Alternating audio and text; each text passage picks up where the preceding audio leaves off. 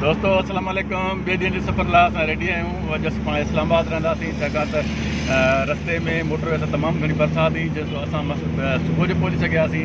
ऐं सुबुह जो पहुचण बैदि असांजो प्रिय प्यारो दोस्त मुहतरम जमाल खानदान साहब वटि पाण स्टे कई ऐं ॾींहुं सॼो ॾींहुं आरामु कयो अथऊं। हाणे 6 बजे खां पोइ पाण वरी इस्लामाबाद शहर जे जेको सैर करण लाइ निकिता आहियूं। सभु दोस्त तयारु आहिनि बाक़ाइदा।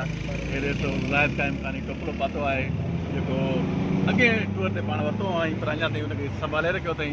ऐं हुनखां सवाइ असांजो नंढड़ो पिली प्यारो शुनो बचल ख़ासि खेली बि शफ़ा तया लॻो पियो आहे। टोपी पाण पाती अथई। हीअ असांजो ॿियो नंढड़ो असांजो सुनो ऐं जंहिंजा नंढड़ा पोयां ॾाढो परेशान हूंदा उहो बि खिली रहियो आहे। ऐं फ़ोन ते हुनखां राब्ता पिए कयईं त मुंहिंजा नंढड़ा कीअं आहिनि। ज़ाहिरी ॻाल्हि आहे त हर को पंहिंजनि जे करे परेशान हूंदो आहे। हीअ असां पाण जेको आहे सो इस्लामाबाद जे रोडनि ते हलूं पिया। हीअ रोड जेको अरावल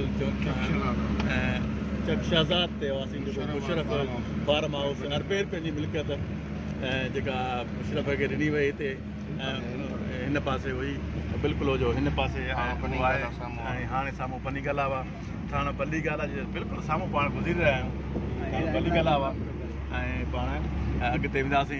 ऐं शाह फैसल مسجد खां पोइ ऐं पाण जेके मुख़्तलिफ़ स्पॉट आहिनि इस्लामाबाद जा घुमंदासीं। घणे वक़्त खां पोइ वरी स्पॉट घुमण जो मौक़ो मिले थो, छाकाणि त सदाईं असां इस्लामाबाद में स्टे करे पोइ अॻिते निकिरी वेंदा आहियूं। पर अॼु पाण टाइम जेको आहे सो इस्लामाबाद खे ॾियण जो फ़ैसिलो कयो आहे। ऐं इस्लामाबाद जा नज़ारा आहिनि। अॼु मौसम जेका अञा ताईं साफ़ु आहे, ककर हल्का हल्का ककर आहिनि ऐं जहिड़ो बिल्कुलु न आहे। राति त बरसाति तमामु घणी हुई ऐं जंहिं सबबु वण ॿूटा इस्लामाबाद जा बहकनि था पिया। बाक़ाइदा ख़ूबसूरत नज़ारा आहिनि इस्लामाबाद जा। ऐं सिज पंहिंजे जुबनि ते निकिल आहे, उस आहे, पर उन बावजूदि मौसम गरम न आहे, मौसम थधी आहे।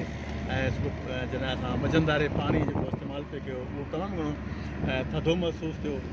ऐं ॾाढी इस्लामाबाद जी थधी मौसम आहे। हाणे राति स्टे कंदासीं इस्लामाबाद में।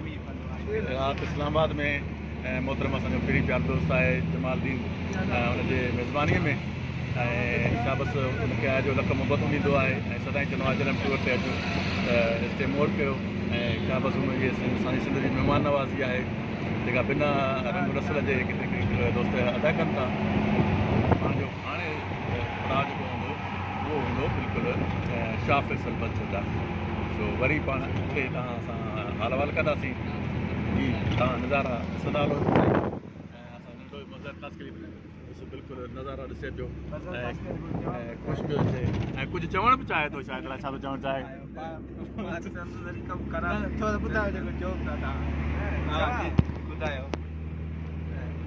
मौसम थधारी आहे न, हा ॿियो थधारी मौसम में दिलि थी चए ॿेल सुम्हण वारी मौसम आहे।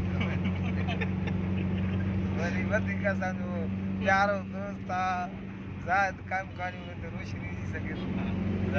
साईं ज़ाहिद काइमु कारियूं तव्हां ॾिसो आया हुआ त मज़र ख़ासि करे जेको थधिड़ी मौसम आहे, ॿेल सुम्हण जी मौसम आहे, तव्हां हुनखे कीअं जवाबु ॾियो? मज़र जा कल्ह खां ते हावी आहे, कल्ह खां ते हावी आहे ऐं अॼु छा थींदो? मज़र में इहा ख़ुशूसियत हूंदी आहे सफ़र में ॾाढो खेल बोक कंदो आहे। ऐं हुनजे चटनि बोकनि में असां माइंड बि न कंदा आहियूं, मज़ो वठंदा आहियूं। ऐं सुबुह जो महिल पाण पहुतासीं इस्लामाबाद, तमामु घणी बरसाति हुई त हाणे पाण माना असांजे लाइ सुबुह हीअं थी आहे छो पाण हींअर उथी तयारु थी मानी करे निकिता आहियूं। ऐं अॼु राति इस्लामाबाद में हूंदासीं। तारुशाबाद दोस्त असांजो प्रोटोकॉल ऑफिसर आहे हिते सोनी असम्बली में जमाल खानज़ादो भाउ तमामु बहितरीनु महिमान नवाज़ी कई। ऐं अॼु राति बि पाण हुन वटि हूंदासीं।